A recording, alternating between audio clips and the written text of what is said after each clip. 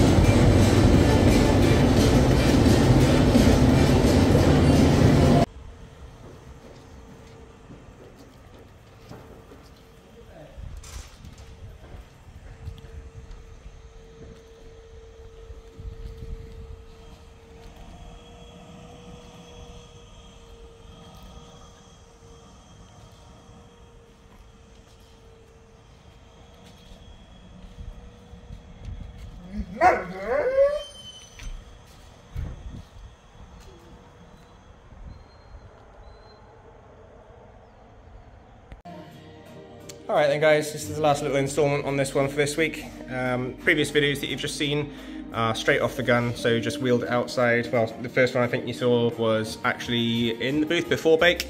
Second video was just wheeled it outside the following day. Just have a look and see what it looks like outdoors. As always, all the nibs and everything completely disappear under natural light. You can't see them at all. However, just because it's been such a big job, this one, we are going to the extent of doing a full flatten polish. Get rid of all the last little nibs and bits and pieces that we weren't happy with. No matter how clean you try to make things, there's always a bit of denibbing work to be done, but we are going the extra mile on this one just to get it absolutely as good as we possibly can. Long and laborious process now of 2000ing the whole car, then 3000, 8000, and then into cutting polish, and then, well, probably a couple of stages of that with the clear that we're using, and then into final polish. So quite a bit of work left still to do on this one, but it'll get the best result out of it at the end of the day. Apologies Tig if you're watching this now. I am going to try and get a lot of it done today, but we'll see how we go, because I've got my helper, as always. But yeah, coming on to the final stages of this one now, so really pleased with how it's gone, especially again, as I've said previously, how much work has gone into this one. It's looking nice, so see you next week guys.